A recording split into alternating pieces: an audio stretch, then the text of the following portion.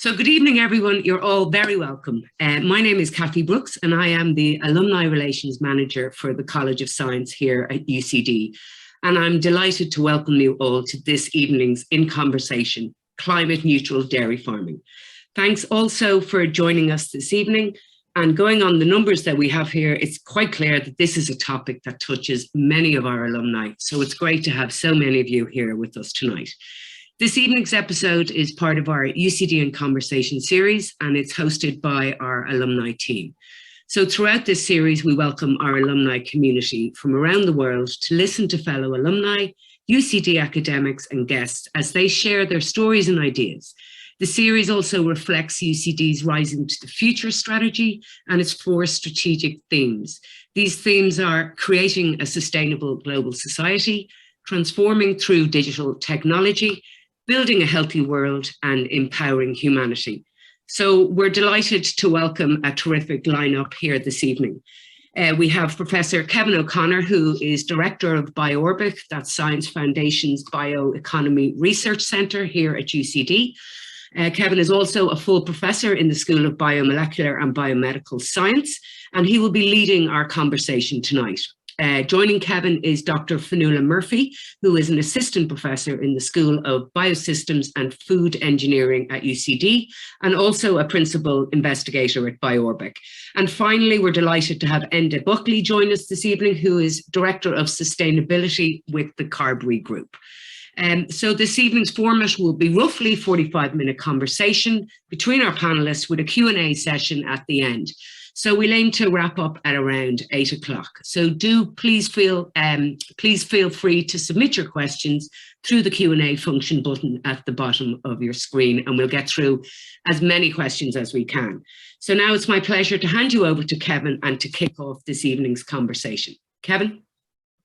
Thanks very much, Kathy, and good evening, everybody. As Kathy said, my name is Kevin O'Connor, and I'm Director of BioOrbic, the SFI Bioeconomy Research Centre, and I'll be hosting the chat this evening. So I'm very lucky to work with a whole host of people on the Farm Zero C project, and the Carbery Group, the Shannock Farm in West Cork, colleagues from University College Dublin, Trinity College Dublin, Munster Technological University, and Teagasc, and all of us work together on the Farm Zero C project. And with me tonight to discuss the Farm Zero C project are the 2 leaders of the project, Dr. Fionnuala Murphy from UCD and Enda Buckley from Carbery. So Fionnuala, as was mentioned, is a professor in the UCD School of Biosystems and Food Engineering, but she heads up an important number of programs. Like, she's program director for the MSc Bioeconomy with Business. She's also program coordinator of the MSc in Sustainable Energy and Green Technologies, and her research focuses on life cycle assessment modelling for the analysis of environmental impacts of a range of production systems, and that's really a critical aspect of the Farm Zero C project. And she's a co-lead on the Farm Zero C project. And Enda is Director of Sustainability at Carbery Group, as Kathy has mentioned. He has a wide range of expertise from sustainability policy, environmental management, joint industry programs, engaging communities in innovation. He's headed up a number of key strategic sustainability projects for Carbery Group, and he's also from farming stock, so he knows what he's talking about. And he's also the societal champion and the co-lead for the Farm Zero C project. So we really have fantastic experts here with us this evening. So I'm going to kick off with a few questions. I'll ask Fionnuala first. Maybe Fionnuala, if you could maybe talk to us a bit about the impact of agriculture on climate. Yes, of course. Thanks, Kevin. So I suppose a lot of people probably know that agriculture has a very significant impact on the environment. So if we think about the overall contribution to greenhouse gas emissions in Ireland, looking at 2019, so agriculture accounted for about 35% of national emissions. If you think about what contributes then to that sort of level of emissions within agriculture, a lot of the emissions are coming down to enteric fermentation, so essentially from cattle. So almost 60% of the agricultural emissions are coming from enteric fermentation. So that in itself is an extremely challenging aspect of the in terms of decarbonisation. If we're talking about enteric fermentation, we're essentially talking about cows burping, and it's very difficult to stop them doing that, or to stop the methane emissions coming from the cow burps. Comparing that to we'll say other areas where you can decarbonize, for example, in energy systems, you can install wind turbines and solar systems, and that would essentially reduce your greenhouse gas emissions. So that's one of the key challenges around agriculture, ameliorating those high emissions and bringing down the share of emissions from that 35% to bring them to a lower level. So we're reducing the overall emissions in the economy. But that's, I suppose, one of the major challenges, but there's significant positives as well. So we can successfully manage our land, for example, to foster carbon sequestration, for example, so we'll remove carbon from the atmosphere. That's something that can help us reduce our emissions from agriculture. And I suppose that's something that we're very interested in throughout this project. So while definitely agriculture has a significant impact in terms of our overall greenhouse gas emissions, there's significant potential for us to make interventions to reduce those emissions.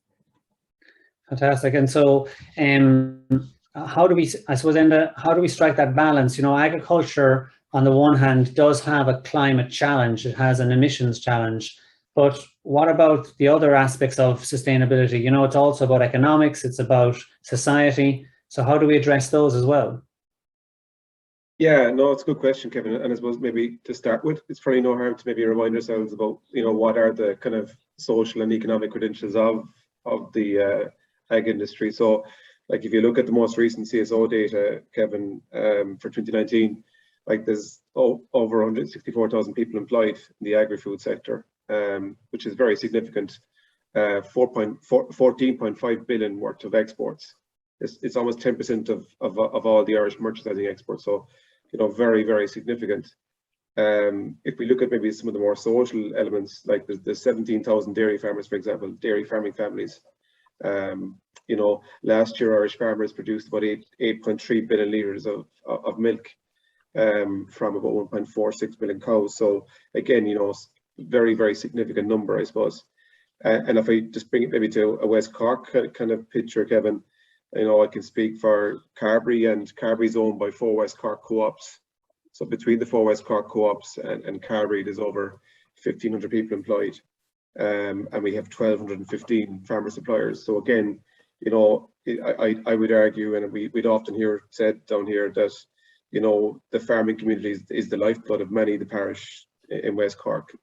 And I suppose, you know, Carbery takes great pride in kind of paying a leading milk price. It has done so for the last 25 years. And we'd argue, again, it's very circular. So what kind of goes around comes around. And by giving the farmer a good price for his milk, you know, that will actually start to, there's a rebound effect as well, Kevin, you know, not just at the farm, but, you know, throughout the West Cork economy. So I think it's important to state those, because you're right, Kevin, and look, we're very, very focused on the environmental, I suppose, aspect of sustainability, but the social and the economic sometimes get lost, and sometimes those facts maybe, you know, aren't put out there in the public domain. So yeah, I think they're important to state, Kevin. Yeah. And the family, I think that you raised 2 important points there, like the family effect as well. You know, I suppose there's an idea out there that, oh, this is big industrial farming and, you know, it's causing pollution in the world. But I see that there's really, you know, these are family farms. I've been down to the Schnock farm, I've been to other farms. There is really, it's beholden on us really to find solutions, because this is about rural Ireland as well. And it feeds into, it also feeds into the urban population, because you're supporting rural businesses and they're providing, hopefully, as we progress this project, sustainable products. So Fionnuala, with that in mind, could you tell us a little bit about Farm Zero C and what it's trying to do in order to strike that balance? Yeah, so Farm Zero C essentially is the project where we're aiming to create a net zero carbon farm and a very biodiverse farm as well. So what we're doing is estimating or quantifying essentially the current emissions from the farm, identifying where those emissions are arising, identifying mitigation options. So for example, we have identified obviously that methane emissions are significant on the farm, that in addition to that, emissions are arising from fertilizer usage on the farm, from energy usage on the farm, also from imported feed as well, so in the form of concentrates. So those are imported. An example would be soybean meal imported to feed the cattle. So what we're doing is trialing out a range of different mitigation options over the 2 years of the project in order to be able to quantify the emissions reductions from each of these different mitigation options. So we can then produce a blueprint for farms going forward. They'll be able to quantify their own emissions by utilising the app that we're creating in the project. So we'll be creating an app that farmers can use, input their own farm data and get an estimate of their carbon footprint. They will, based on that then, be able to pick from a suite of different mitigation options, and it'll show them the potential emissions reductions by implementing those, we'll say, options. Some of them would be, for example, implementing more multi-species swards. So this can enhance carbon sequestration on the farm, but also would reduce fertilizer inputs into the farm, which is very important. Those fertilizers are significantly causing greenhouse gas emissions, both from the production and the application of those fertilizers. We're looking at installing renewable energy systems. So installing solar on the milking parlour on the roof. So if we can do that sort of implementation of renewables, looking at installing or utilising wind on the farm as well, that can produce energy which we can feed into the national grid, and then that can help with reducing our energy footprint as part of the country as well. So there's a lot that we're doing in the project. So we're trialing these out, quantifying the benefits of implementing these mitigation options towards a blueprint for reducing agricultural emissions. We're working with the Shinnock Dairy Farm as the demonstrator farm, so Carbery farm down in West Cork initially in the project, but we're also going to be working with 10 other farms over the course of the 2 years. So those will be our replicator farms. They will start to implement some of the measures that we're developing in the project towards reducing their carbon footprint. And then as we go further beyond the project, then we'll be looking to scale this out up to around 5,000 farms. So we'll really start to have an impact on reducing the greenhouse gas emissions nationally from the agriculture. So going from this project where we're developing and trialing the solutions to expanding those out. Very good. And you're also working with Jane Stout in Trinity on biodiversity. How does that play a role in reducing the carbon emissions as well, or even just in creating this more sustainable farm? Yeah, so exactly. So it's very important that we don't just focus on greenhouse gas emissions. There's lots of other different aspects to the environment. And biodiversity is one of the very significant challenges that we're facing in Europe. And I suppose the degradation of landscapes and biodiversity decreasing over time. So Jane Stout and her team are a very important part of Farm Zero C. So they have carried out mapping of Shinnock and identified areas where it's currently biodiverse, and we're putting in place a plan to we'll say expand those biodiverse areas on the farm. So for example, expanding hedgerows. By expanding hedgerows, we can both increase the biodiversity, but also then increase the carbon sequestration. So a lot of these mitigation options go hand in hand. They'll have greenhouse gas benefits, but also other environmental benefits too. Fantastic. And you also mentioned there about, renewable energy, and there's a wind turbine and putting in solar. And do you think that there is a real possibility for agriculture and micro generation of electricity? Definitely, I think that's a very exciting option or potential for this project. So if we're showing that implementing solar on, for example, the milking parlour roof makes sense, it'll reduce essentially the farm won't have to purchase electricity from the grid. That's an economic benefit for the farm, but also in periods where we're not utilising that energy in milking. Obviously, you've got 2 defined periods for milking. The rest of the time, the solar panels will still be generating electricity, and that can be fed into the national grid. And if you were to think about the potential impact in Ireland, if we were to install solar panels on every, we'll say, milking parlour roof, the impact there could potentially be huge. Very good. Thanks, Fionnuala. And maybe you can tell us a little bit about the role of Carbery and the Shinnock farm. I'm sure people are interested to hear about the Shinnock farm as well. Yeah, sure. So maybe just a quick word on Carbery, Kevin. I suppose maybe not everyone is familiar with Carbery. I suppose, look, we're based in West Cork, headquartered in Ballyneen, owned by the 4 West Cork co-ops, which are Bandon, Barry Road, Dreen and Lissavard, owned by the farmer shareholders in effect, which is 1,215 farmers. And I suppose historically, Carbery would be probably best known for cheese production. So actually the biggest cheese making facility in the UK and Ireland is in Ballineen. So that'll be 64,000 tonnes of cheese made this year. So Dubliner cheese will be one of our flagship products. Carbery crackers, another one. Also make whey protein ingredients. So Carbolac and Isolac would be the main products there. Uniquely, Kevin, we also make bioethanol in the plant. So we have an active biorefinery, and that's actually called the Carbery process.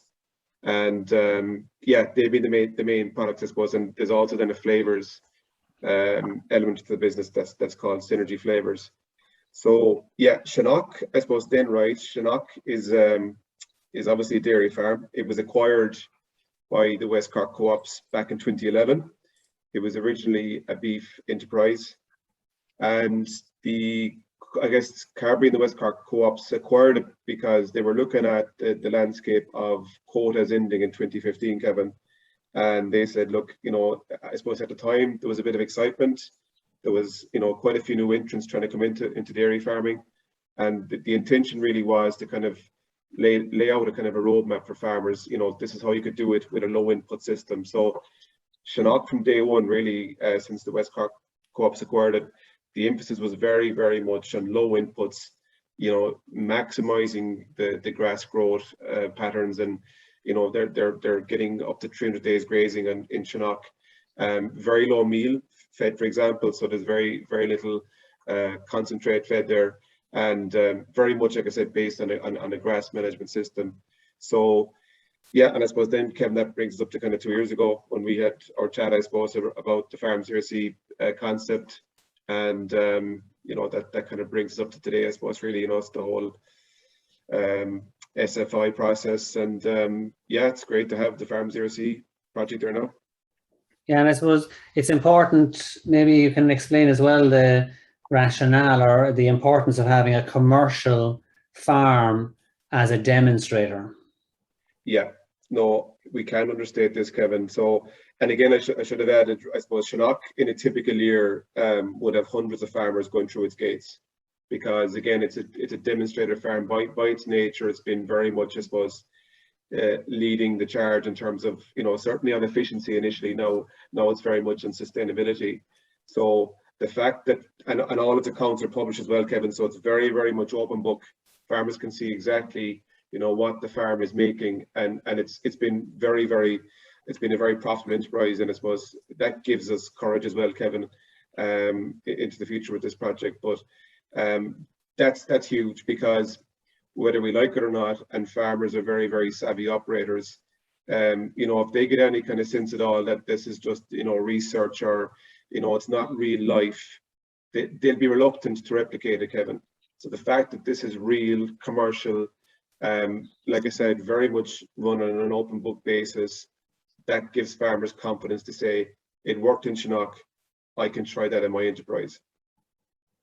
Yeah, because I think it is about seeing and then doing. Farmers can actually see it on the ground in a real, as you say, it's real life. Yeah. I think that's really important. It's very interesting as well that you mentioned the Carbery process and bioethanol. So Carbery, obviously, you know, it's well known for its innovations, but the fact that you have a second generation ethanol being produced out of the factory in Ballineen, I suppose does point to the fact that Carbery's reputation for innovation in this space is well founded. Yeah, no, thanks, Kevin. And I suppose that's why obviously we're talking to yourself and Biorbic and people like Fionnuala are part of the team. So yeah, innovation is very, very much part of our culture. I've come back from a strategy day today with the company, and it's a key pillar, I suppose, and a key makeup of the company. And we'd like to think, I suppose, our farmers as well, Kevin. Sometimes, you know, there's been a bit of demonizing of the farm sector in the last year around this space. And I think it's worth saying as well, like, farmers are, like I said, very savvy, very innovative operators. And they're up for this as well. Like, you know, I think there's a kind of a tendency, the narrative out there is, you know, farmers, you know, aren't really into kind of sustainability, or they want to do the right thing, because you got to think about it. Put yourself in a farmer's shoes. He's thinking of the next generation. He wants to pass the farm on in a better place. So I just think that's important to make that point as well, because it does, certainly when you talk to farmers at the moment, they're quite frustrated. They've got a bit of a kicking, and The vast majority, Kevin, are really up for this. And I think this project is going to be critical as well in terms of realising the decarbonisation agenda at farm. Very good. And Fionnuala, you were dealing with farmers as well, you and your students that were on the project and dealing with farmers. And what's your impression of farmer knowledge in this area? So farmers, from our stakeholder engagement and interviewing them and talking to them about the project, they're very much aware of all of the potential mitigation options. They're aware of the environmental impacts. They're aware of the things they can do to reduce impacts. So, you know, protected urea, less as well in terms of slurry application. They're essentially have the knowledge there. So I suppose what we're trying to do is bringing that all together and showing how they can implement these mitigation options together in a holistic manner to bring down the entire impacts, I suppose, of the farm.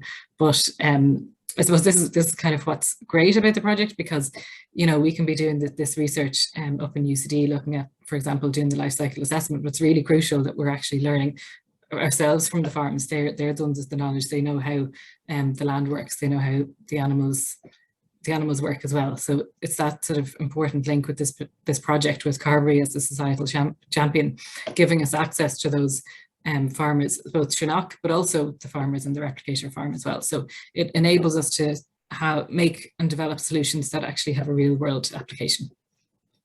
Very good, yeah, because as Enda said, you know, they'll find you out. They're shrewd operators. And, you know, if I can move on, I suppose, you know, without funding, we can do very little. Money talks. And so Science Foundation Ireland are funding this project. So we went through a competition, or you went through a competition process. And how is the funding, how has it supported the project to date? And how is it funding the project now to move forward? Yeah, so we came through we essentially won the SFI Future Innovator Fund, which was a competitive process. So we applied to get into it. First of all, we were shortlisted it was basically 12 projects shortlisted for the first phase of the project. It's challenge based. So we went through a number of training days with SFI where we identified the challenge, and we had to think beyond the technical challenge. We had to look at the societal challenge. We had to look at the business plans. And we were given funding to develop that for a couple of months, develop our idea, and then pitch for more funding. So we got through to the next round of funding, and then that involved further development of the project. And we were up against, I think it was six projects in total in order to become the winner. So we were judged by an international panel, and we came out and won the challenge. So I think it really just shows that it is seen to be very important, the challenges facing the dairy industry and reducing greenhouse gas emissions, judged by the international panel, that our project was worthy of winning the Future Innovator Prize. It's extremely significant because while we could be thinking about these different mitigations options separately, what the funding allows us to do is bring together the team. So Kevin, as you mentioned, there's Jane Stout working in Trinity. We've been able to bring her into the team. We've been able to bring Chagask into the team, looking at the animal emissions. We've got soil carbon experts coming into the team. We've got renewable energy experts. So SFI have funded that sort of human capital, the expertise required to put all these solutions into place. Not only that, within our team, you know, as you mentioned, we have PhD students, we have postdocs as well. So we're providing training. So essentially these researchers will become the researchers of tomorrow. They'll be driving the development of the sustainable industry. Beyond then the human capital, obviously the funding is extremely important because it's allowing us to install the solar panels, install the heat pump, for example, show how we can integrate these into an economically viable farm.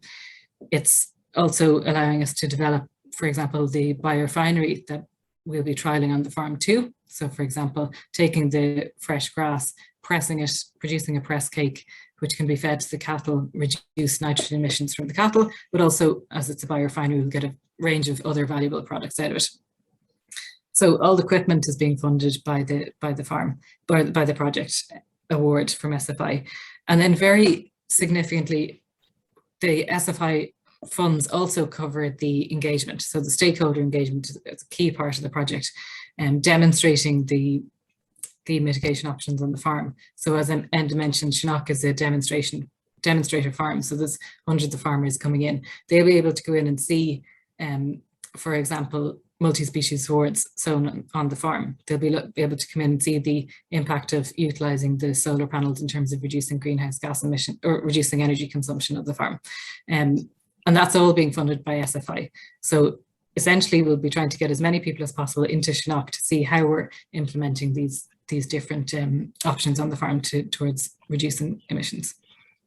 Fantastic, great, yeah. And so, yeah, because you know it is a big job. There are so many different moving parts, and I suppose that's what's great about the project as well, as bringing all those moving parts together. But you do need significant funding to enable all of those components to work and to address the various issues. And then, you know, can you talk to us a bit about the innovations that are happening on the farm, and how is that going to impact other farms? I know Fionnuala mentioned 10 demonstrator farms, so where is it going ultimately?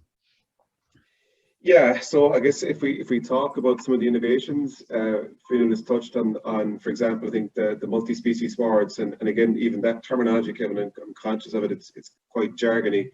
So what is that, right? That's basically, so you look at a typical field, it's a perennial ryegrass. It's one species, right? With multi-species, you have at least 5 different species. So in our case, what we've trialed 2 years ago almost, Kevin, we have two species of ryegrass. There's red clover, white clover, there's plantain and chicory, which is quite different, right? And I suppose it's quite different to a conventional system. And you know, on the back of the work that was done last year, so there was 7 acres planted last year. And in fairness, it was Kevin Ahern here, the farm manager, who deserves a shout out as well. Kevin was actually, he had the confidence to say, you know, this is working. And the big plus, by the way, with multi-species is they require about 70% less chemical nitrogen, which in itself is fantastic. So he's gone ahead and planted 2 further fields this year, which you know, is very interesting, and obviously that will have a significant impact on the emissions, but also on the soil health. We're looking at that, Kevin, I suppose, and the organic carbon content in the fields. So that's just, I guess, that's one example. I mean, we've been working with a company called Carbon Space, Kevin, I suppose, around the satellite chromatography. That again is looking at the emissions from a satellite perspective. It's quite new and novel. We're not there yet, I suppose, but just the whole tech and I guess working with the guys is very, very interesting. Carbon harvesters and Alejandro, of course, is an essential part of the project. So ultimately, I guess, you know, Fionnuala touching it, the app that the farmer can basically utilize that will tell him what his emissions are, and these are the various strategies that you could deploy to mitigate the emissions. We've done a seaweed trial, I guess, Kevin. Again, just touching on the methane abatement piece. That was done in tandem with Teagasc and Laurenshinu and Moore Park. And we've, as you know, we've plans to do at least 3 or 4 further trials. We're looking at biochar. We've applied biochar and a liquid seaweed. Biochar, the science will tell you, certainly enhances organic carbon levels.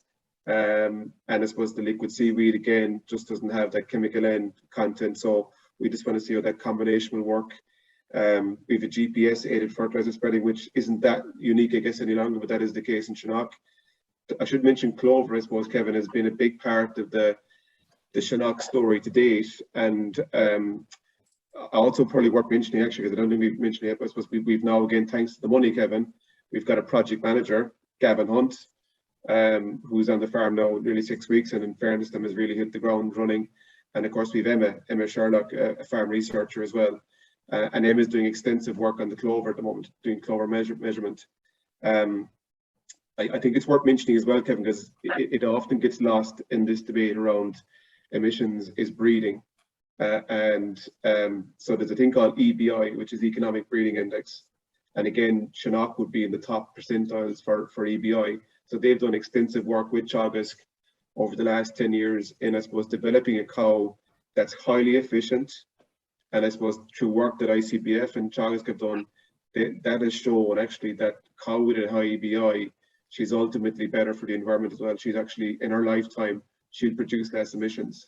So thankfully, the guys have done a great job in breeding that kind of a cow. So And I suppose just one last thing I mentioned, Kevin, before we move on. I think it's worth mentioning as well where we're at in terms of the carbon footprint of the farm. So we know through Alejandro was working on the profiling and Fionnuala's. The farm, as of the back end of last year, the footprint for the farm was 0.78 kg of CO2 of fat protein corrected milk. Now, what does that mean, right? So to put it in context, I suppose the average footprint for a farm in Ireland is about 1.13. So we're nearly 40% down out of that already, Kevin.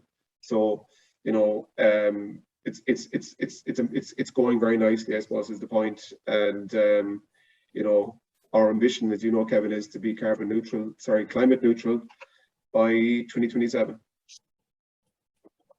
Very good, and I suppose I see questions coming in on that, and looking, and we'll get to some of those questions later. But you mentioned there, and you know, there's a lot of stuff going on. You've brought people in, and so there's intensive work going on the farm. And obviously we have collaborators with UCD and Teagasc and MTU and Trinity, and yourselves. But what about, has it promoted cooperation with other industry, for example, and not just researchers? I think definitely. I mean, I suppose we should mention GRASA as well, the grass biorefinery people. But like, you know, I suppose we work within, so it is Dairy Industry Ireland, Kevin, is basically kind of the umbrella group for the Irish dairy processors. So we would talk a lot about this, and again, there's you know, the guys, we're very much an open book on this as well, like, because this isn't something that any processor or any company can own. Like, genuinely, this has to be for the sector, and arguably for the world, actually, for the globe. We're not precious about trying to keep this and have our own little secret. This is for the wider farming public. Like, in terms of industry as well, like, I can think of the Signpost Farms initiative as well, that Teagasc run, Kevin, and Shinnock is part of the Signpost series. So again, Signpost, I think there's 100 farms in total nationally in that. And again, the idea there is that these farms would be exemplar farms in terms of sustainable production, and there'll be farm walks held and discussion groups held in these farms. So again, you know, in terms of, I suppose, disseminating the information, Kevin, there's a good network. Fionnuala mentioned the replicator farms. We have 10 of those. Some of those are in the Signpost series as well. But I think through Signpost, the replicator farms, through, I suppose, the national network of discussion groups that Teagasc have as well, we'll be able to get these learnings out to the wider farming public pretty swiftly as well. Very good. And Fionnuala, just based on what Enda said there, and also some questions coming in, you know, like, so it's for the greater good, it's going bigger than just one farm, it's going to multiple farms, it's going outside the Carbery group.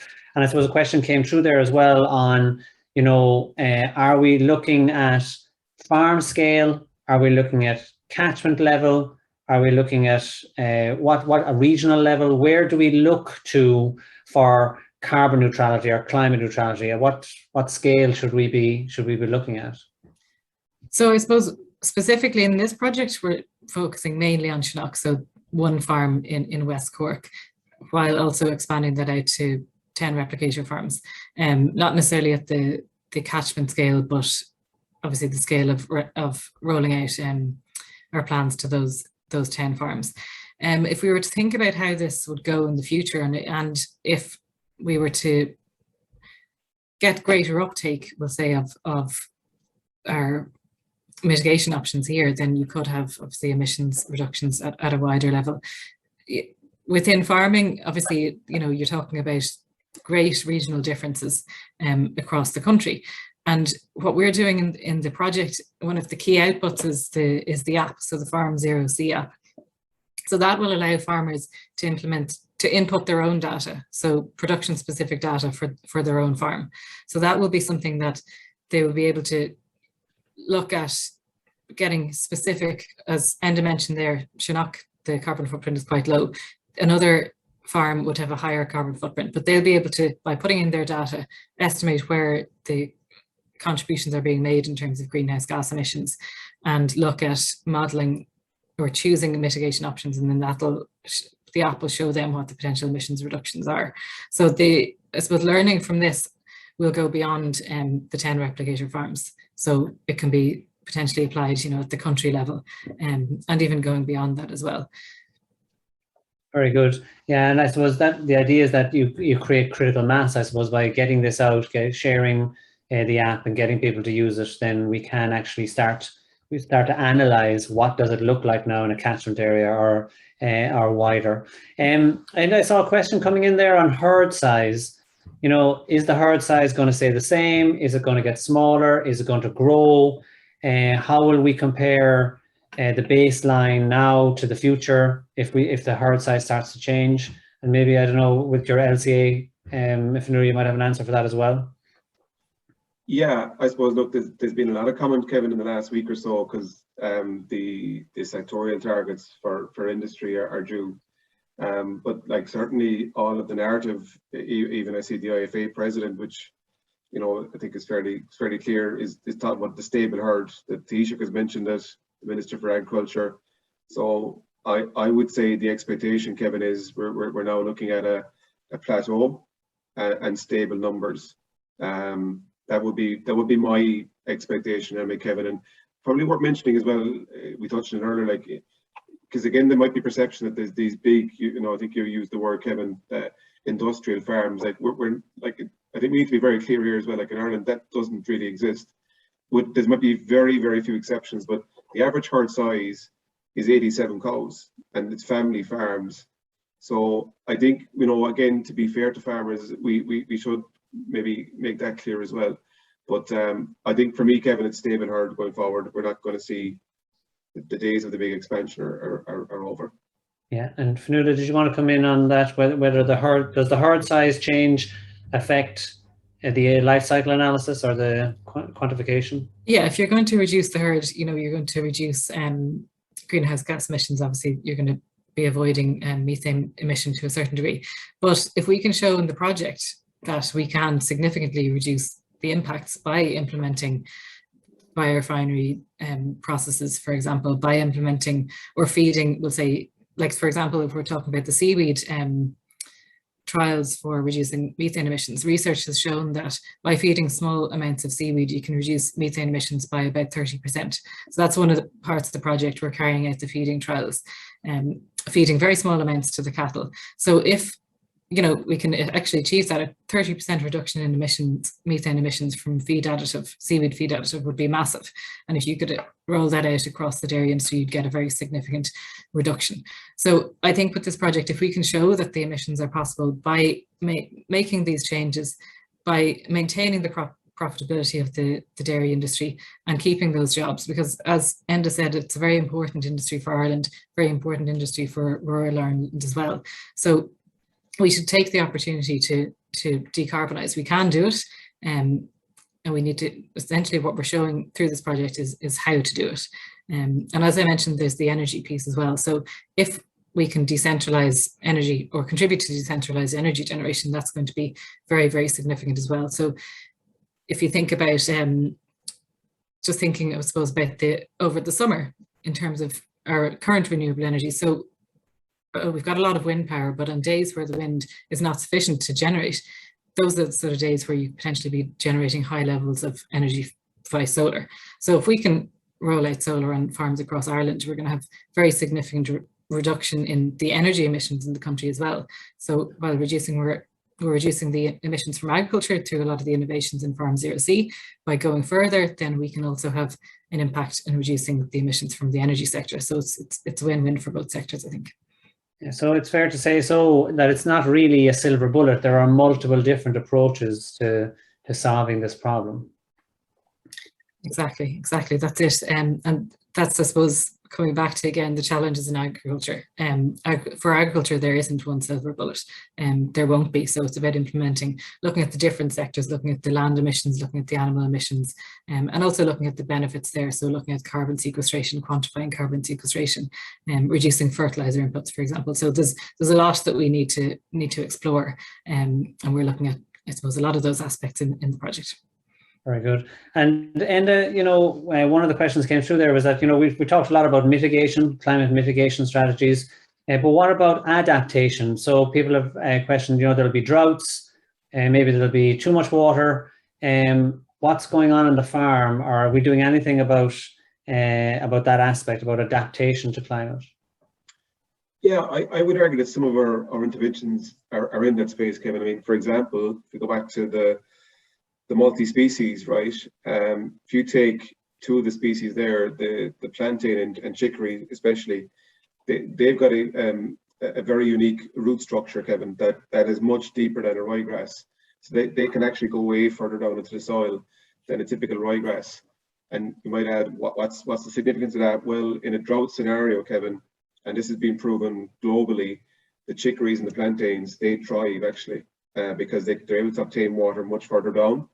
So I think that's just one example of a drought.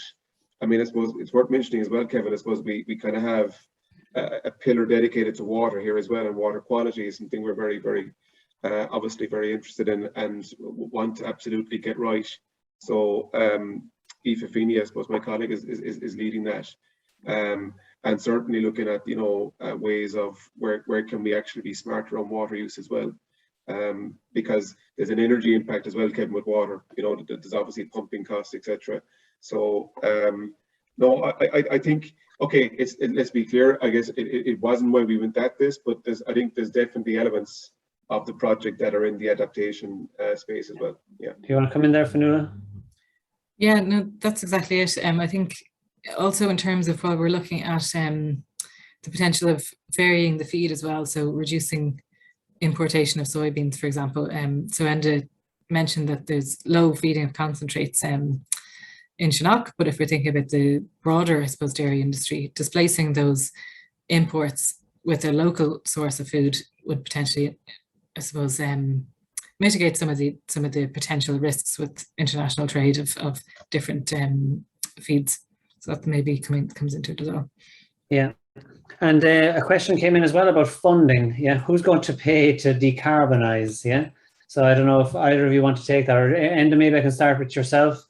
I mean, how are farmers going to be helped to fund this, or are they going to be helped?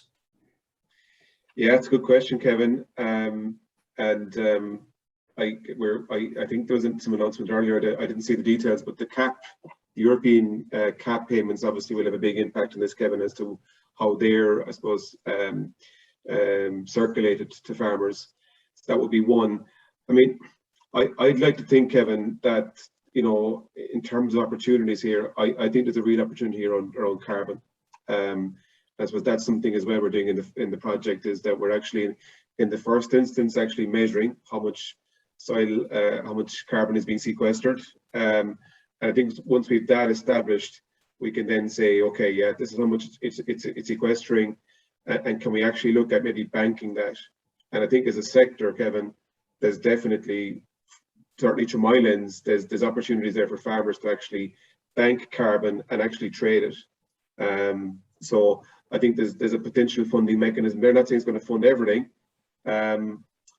And I suppose it's something we didn't maybe mention as well, Kevin, is we've got our eyes very much firmly fixed as well on the project on the financials, because again, going back to the replication piece, you know, there's no point in us having white elephants in Shannock, having all this lovely kit that's going to have a climate neutral farm if it isn't replicated at farm level. So I think it's worth pointing out as well that we're very, very much looking at the project through that lens, and, you know, looking at it, you know, from an ROI perspective, and some of the strategies will actually give a return as well. You know, multi-species, for example, at the minute, the price of fertilizer, Kevin, at the moment is about €800 a ton for a ton of urea, right? So farmers are, if it continues like that next year, farmers won't have a choice but to actually spread less and look at things like multi-species. So I think I suppose my point is, some of the interventions that we are deploying, I think they will have a quick return for the farmer. Very good, thanks, Enda. And Fionnuala, you know, a lot of people look at environmental solutions and say, oh, that's a burden, it's a cost. And Enda has alluded to kind of, there are actually ways in which you can increase the farmer revenue. And you've been looking at that through your analysis, yeah? So can you maybe talk a bit about that?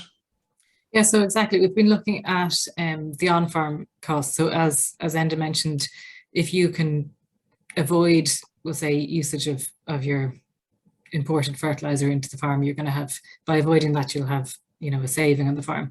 Same with the electricity. So by generating the electricity on a farm, the farmer can avoid purchasing electricity from the national grid. In times when it's not being used on the farm, that can be fed into the grid and the farmer will get a payment for it. Then going beyond that, so those are, I suppose, the on-farm impacts in terms of the economics. But then going beyond that, we've also in the project looked at the, I suppose, consumer acceptance around this area. Would consumers be likely to pay, for example, a premium for a lower carbon milk? And in early research, we have found that that's likely to be the case. So there could be an additional benefit, a premium that could be added to the milk for if we can lower the carbon footprint, for example. Because if you're comparing to other alternative milks that can actually be quite pricey, a small premium on top of milk, if it's proven to be from a lower carbon farm, then that could I suppose, spur the sort of model we're developing as well. And then, as Enda mentioned, the carbon market as well. So that's something that we're exploring through the project to see if we can benchmark the carbon sequestration required to enter the carbon market. And that would have, if that's possible, then a significant impact on the business model. Very good, yeah. So I think there are opportunities, yeah, and I think that's really a key message as well, that the project, it's not about, well, you know, here's a burden of these solutions, but these solutions can actually create opportunities for the farm. And just looking at other questions coming in here about anaerobic digestion on the farm. And do you want to talk a little bit about anaerobic digestion? Yeah, certainly. I suppose a couple of things come to my mind here. AD, number one, we're actually finalising a feasibility into AD in West Cork, because certainly, Kevin, in terms of decarbonising the sector, I can tell you the sector needs biomethane, and it needs it quick. And I think, again, to come back to funding, there's potential income here for farmers as well. So in terms of Chinook, I suppose the plan is there's 3 phases, and I suppose AD is in the 3rd phase. Again, there isn't enough feedstock in Chinook for an AD, Kevin. So if we're when we look at it, we're going to have to involve neighbouring farms, and I suppose it's AD. I suppose again is in Ireland is trickier because it's an outdoor system, so you're not capturing the cow manure only in the winter months, and that's only 2 or 3 months. So basically, you need more collaboration, Kevin, with neighbouring farms, and but that's in the plan, I suppose, and that's something we definitely have an eye on. And yeah, it's in phase 3, Kevin, I suppose, AD for Chinook. Yeah. Again, it's part of the overall solution. It's one component of the solution. And Fionnuala, while we're on about renewable energy, a question has come in here, you know, so we've solar panels and you're milking in the morning and there's no sun, unless it's the summertime, and farmers will tell you, sure, it's up at 4 o'clock or 4:30. But how do you balance then, you know, renewable energy? The wind is blowing, there's not blowing, the sun is shining, there's not shining. Well, how can farms actually balance that when they need the energy or when it's being produced? Okay, so that's a key part of the project. We're developing the renewable energy plan that could be replicated, you know, beyond Chinook for other farms. So what we're doing is we're exploring the use of a battery. So installing a battery that could meet the needs of the milking parlour when obviously the sun isn't generating. But we also have a wind turbine on site as well, and then that'll be incorporated in the analysis. So we will be creating a renewable energy plan based on optimization of the energy system on the farm. So that's a part of the project. So seeing what size battery we need to meet the milking parlour needs, and obviously doing that economically. So sizing the battery appropriately to meet the needs. We're also looking at from the renewable energy plan point of view of feeding into the grid. So it could be that the farmer, for example, could purchase electricity from the grid when needed for milking, but be feeding into it the rest of the time. So these are all aspects that we're going to be researching in the project, doing the energy optimization, seeing does it make sense to install the batteries or feed into the grid. Very good, thanks very much. And then there's a question coming in here as well, you know, I mean, you know, Ireland probably produces the lowest carbon footprint milk in the world, arguably, because of the grass-fed system. And so if we're exporting a lot of our milk-based products, does it make sense to stop expanding the herd? You know, some questions are saying one way to cut emissions is just reduce your herd. Others are asking, well, if we are the best in the world and we export a lot of our dairy products, should we really be expanding a herd? Should we be asking other countries to reduce their herds and we expand ours? Or should we be, you know, exemplars and leading the way and saying, look, we're driving it down anyway. Maybe we will be producing dairy-based products for the rest of the world, but we're going to be the best in class. Or what's the answer? Yeah, and we could spin that out in this one now, Kevin. I can say that because there's many sides to this argument. And like what you're touching there is carbon leakage, I suppose. And look, yeah, I've been in several fora. Like there's no doubt, like, you know, if you did, just for example, if you did stop milk production here in the morning, it is going to move elsewhere because there's a growing demand for protein, especially milk proteins. So it could happen anywhere in the world. And there's no doubt that the footprint of that production will be larger elsewhere. But I think, you know, if we're going to be real about it, Kevin, I think right now it's quite clear that the brakes are going to be put on expansion, right? As I said, I think the stable herd is what we're looking at for the next while. And I guess in that scenario, certainly, personally, I think, you know, let's strive now. Let's really push this decarbonisation agenda, you know, through projects like Farm Zero C, and, you know, really become exemplars. I think we already are amongst one of the best producers of milk in the world, if not the best, right? But let's go to another level and really strive. And I think we can, because we have some natural advantages, Kevin. And, you know, through the new tech that's coming into this space, and, you know, there's exciting kind of research coming in from the feed additives. I think we can do that. So, yeah, there is an argument, and, you know, you'll hear farmers, it's very frustrating for them, but I think that's the reality now. And we haven't seen these sectorial targets, Kevin, but, you know, there's an expectation, certainly they're going to be onerous and challenging. So I think for now, let's focus on a stable herd scenario and let's really push the decarbonisation, would be my view. Very good. Thanks very much, Enda. And Fionnuala, I see a question coming in there on, you know, following on from a point that you made, that there's no silver bullet. You know, where does education play a role here for the wider community, for policymakers, for others, on the potential of projects like Farm Zero C? Yeah, that's the big question, isn't it? How we can get the learning from the project out to a wider audience. I think there's a number of aspects here. So having our societal champion being Carbery and having, I suppose, Carbery having a very wide reach amongst farms, that sort of demonstrator farm with Chinook and then the replicator farms who will be implementing these mitigation options, you know, word will travel from that point of view through, I suppose, the Carbery co-ops.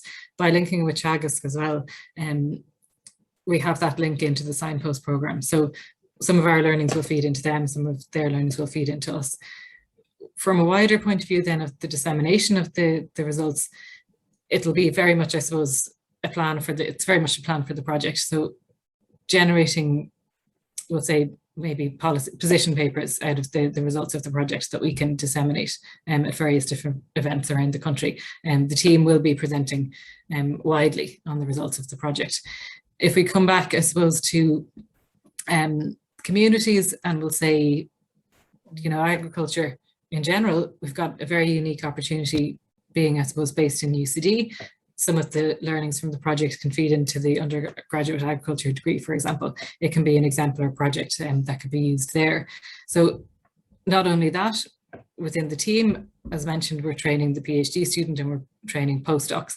So they will be going out into industry and sharing the knowledge too. So it's one of the key parts of the project, and the dissemination of our I suppose, outputs. And it's something that we're planning very much. It's required by SFI. So it's something we'll be very much trying to address. Yeah, exactly. And it is it's inherent in the project, that public engagement, that engagement with stakeholders, as you said. And maybe I'll finish, Enda, with you. You know, this transition. I mean, we are in a period of transition, and one of the questions come in is, you know, how much subsidy is needed to do this transition? And once we have the transition, is it going to be profitable, or will subsidies be required beyond the transition? Ooh, it's a big one now, Kevin. On the subsidy, I couldn't answer straight off. I mean, but I suppose if we just think about it a second, like, first of all, I'm not a great believer in the subsidy system. That's just, again, a personal viewpoint. I think, you know, dairy farmers by their nature, and I think and farmers in general, you know, I don't think they want to be reliant on subsidies either, Kevin. So, but look, at the same time, I think, yeah, there is a transition, and I think they will certainly have to be, there will have to be incentives there, and there will have to be some way of rewarding farmers that go down this route. So I think that'll take a while to figure out, Kevin. I certainly have no figure at the top of my head, but I definitely think, though, if we're going to be fair to farmers, yeah, there'll have to be an incentive there, and there will have to be some reward. Yeah. And yeah. I agree with you here. Yeah, so we cannot expect transition because without investment, and people, we will have to, government will have to reward farmers to do the right thing, to do the sustainable thing, and it's like any sector that's transitioning. You know, we need to reward innovation. We need to reward when people take risks and want to do the right thing. I know it's controversial, but this is so important to Ireland. I've said it before, agriculture to Ireland is like the car industry to Germany. It's absolutely critical for our economic development and the fabric of our society. So while I don't have an answer either, I do believe that we need to help in that transition. Like, Kevin, I'm going to probably say something controversial here now, but I'm going to say it anyway. Like, part of the problem here is food is too cheap, and especially the quality produce that's produced in Ireland. And I think, you know, if the consumer, you know, there's great talk about this, like, but really, I think the consumer is going to have to cough up here a bit as well. And especially if there's, you know, a low carbon, which is the case anyway, but if we can even go further, I think that there has to be reality here as well. And it's not probably very popular to say it, but the consumer is going to have to pay more as well for these produce, is my own belief. Yeah, and I think, yeah, it is controversial. I don't know if Fionnuala, did you want to come in on that? Or are you going to leave Enda in the hot seat? I think I'll leave it at that, maybe. Okay, very good. And maybe I'll just hand over to Kathy to close up for us. But Fionnuala and Enda, thanks very much. It's been a pleasure talking to you. And thanks very much for your time and your input. Thanks, Kevin. Thanks a million, everyone. That was great, it really was. And it's such an interesting conversation. And I'm only sorry that we couldn't get to all the questions this evening. There's a ton of questions that we haven't managed to get through. So I think this is a topic we're definitely going to have to revisit in the future at some point. So thanks to Kevin, to Fionnuala and to Enda for tonight. And of course to our audience, thanks for tuning in this evening. So we will have a recording of this event made available tomorrow on our YouTube channel. And just before we wrap up, I'd like to let you know about our next UCD in Conversation, which I think will really appeal to tonight's audience. It's happening on Thursday, the 4th of November at the same time of 7 o'clock. And it's provocatively titled, Rising Energy Costs and Blackouts Are Data Centres to Blame. So our panelists will be discussing at our next In Conversation the impact data centres are having on the energy grid, and if we're all in for a winter of blackouts and rising heating bills. So will Ireland be able to achieve its ambitious emissions and renewable targets by 2030? All these questions and more will be answered at our next live webinar. So please do register and tune in. The link is in the chat box below. We also have, as part of UCD What It Takes series, a What It Takes to Network Like a Pro. And this is happening on Tuesday, the 3rd of November at 1 p.m. And in this session, we'll be talking to Dr. Martin Russell, who is advisor at the Networking Institute, Also, Siobhan McKenna, who is Head of Equality, Diversity and Inclusion at the Public Appointments Service. And we're going to be hearing real life stories as well as practical tips to help you network more effectively. And finally, if I could finish with UCD Student Support Funds. And just to highlight and thank, because of the generosity of our alumni over the last 18 months, it has helped us fundraise over €500,000 that supports our vulnerable and needs-based students throughout the challenges of the recent pandemic. So if you would like to support UCD's efforts and ensure that every student has access to an outstanding education experience, you can also click on the link that's posted into the chat box below. So finally, thanks again to our excellent speakers and to our audience, and we look forward to welcoming you again to our next UCD in Conversation webinar. Thank you.